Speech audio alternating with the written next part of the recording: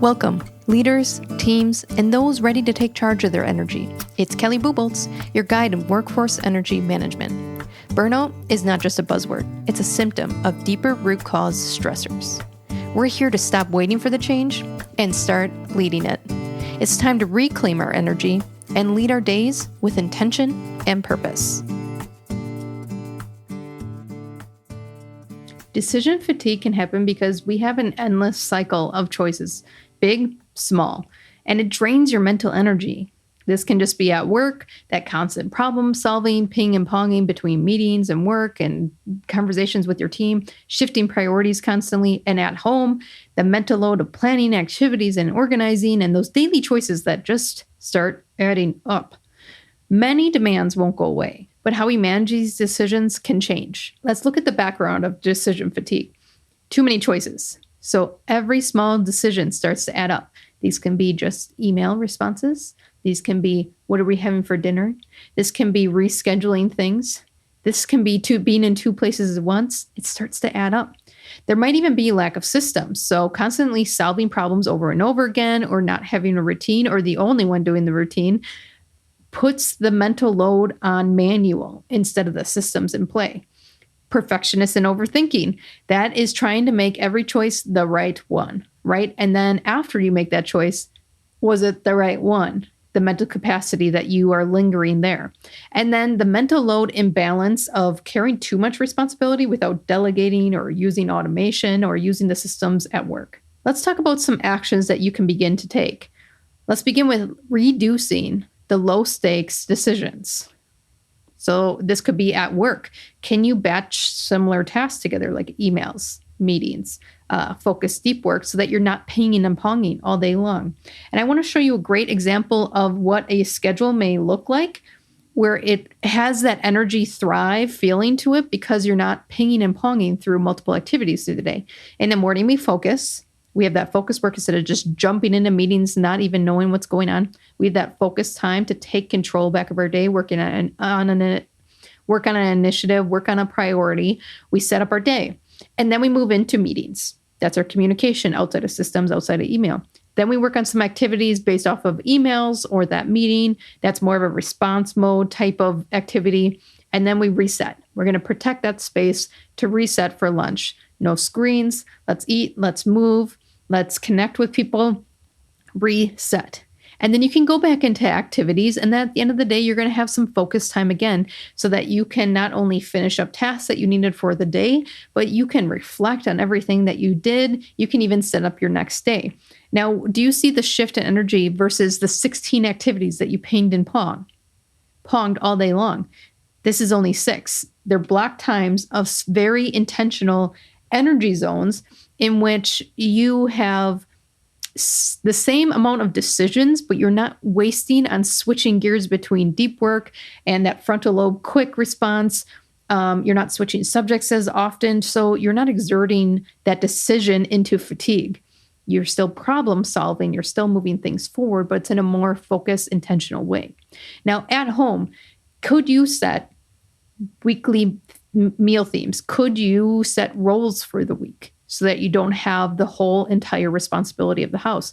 Can you have a simple grocery stock so that you don't have to decide? You just have to grab some cans and throw them in the crock pot. You can, you always have taco ingredients. So that can be a go-to. What can you do knowing that a majority of the food you eat is on repeat? So maybe it's Taco Tuesdays, maybe it's Pasta Thursdays. Maybe you always duplicate this meal so that you can have leftovers for those busy nights. What can you do at home that you already know is predictable to set a weekly tone that you don't have to decide? It's just known. And then the mindset shift is the other small action you can take. Not every choice has to be optimized. Not every choice you have to linger if it was the right one. Sometimes good enough is the best choice. And a great example of this is my wardrobe. So I was never like a fashionista, but when I was in my burnout collapse and I had that complete cognitive crash, I would get out of the shower and I would stand in my closet and I would just like not even know shirt, pants, underwear, socks. Like I couldn't even put an outfit together, like a basic human need, hygiene need, couldn't put it together because just complete cognitive crash. And it taught me one thing is like, I already was in a poor state of health. And now I'm just wasting a little bit of cognitive energy that I have. I'm picking out clothes.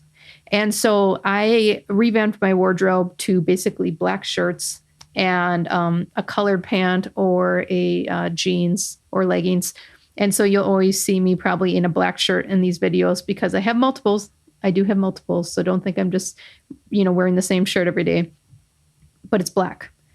I don't make any decisions about my outfits. I grab a shirt, it's black. I grab a pant, it's colored, and off I go. If I'm in programs or on stage, maybe it's even a black dress and then colored leggings. It's the same. I don't have to make a decision. I grab one, and I'm out of my closet. So do you see how just a small thing that we do every day, you had to choose. You had to get out of a routine. You had to just exert energy for something so basic. Now let's talk about another step. So those are our basic, like little micro shifts you can do throughout the day. In a more involved type of step that you could do is standardize where possible. Now I love variety and I love creating and I love new and change. So standardizing isn't really what I wanted to do, but also I saw the impact of my energy when things are standardized. So for example, at work, can you create templates where if you send frequent update emails, you can just use that template so you don't have to retype a whole email every week with an update. It's the same template over and over again. Even better if the whole team uses it because then everyone knows where to find specific information on that email. Is there reports that can be automated instead of you trying to remember how you pulled that data last time out of the system? Can you just automate it so it gets automatically emailed or sent to you? Meetings. Are meetings more blocked so you can have that deep work time? Or are you just in meeting? And then at the end of the day, you're like, I don't know what happened today. Where did the day go? All right. You just gave it all away in response mode into that decision fatigue. So can you protect some time out of meetings to do actual work? And then at home, what type of standard things happen on the daily? What type of standard things happen weekly? And can you have chore charts? Can you have a schedule where someone owns something and it's not you, and that reoccurs at a certain time?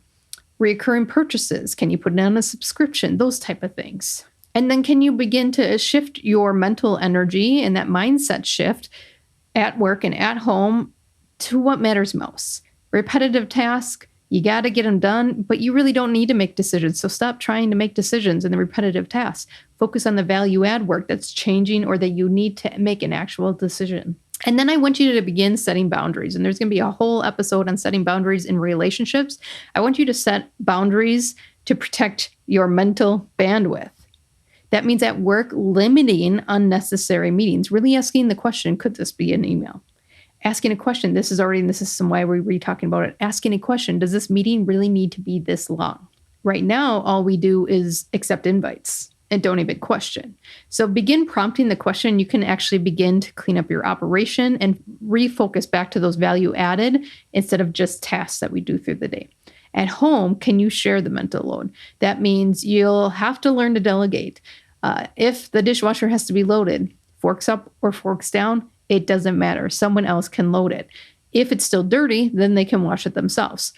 Can you schedule those chore charts? Can you schedule owners of specific tasks that only are done on a weekly basis? Bills or grocery shopping or driving the kid activities. Again, so you're not deciding things every day, pinging and ponging, but someone owns it completely all week long. And then in that mindset shift, if everything is urgent, nothing actually is. So define what truly needs your attention, what truly needs decisions, and start to back away from the rest. Most things that are not changing, that are already standardized, and we're just fighting this reality, they don't need decisions. They just need to be. Decision fatigue won't disappear. But small adjustments of reducing and automating and standardizing will protect your energy. Today's step matters. It's in the micro moments that real change begins. Managing your energy isn't about shame, blame, or disrupting your lifestyle. It's about the small, intentional choices to reclaim that natural energy. If this episode hit the mark for you, share with others. This journey doesn't have to be lost and lonely, but exciting and full of new paths. See you back here to continue the adventure.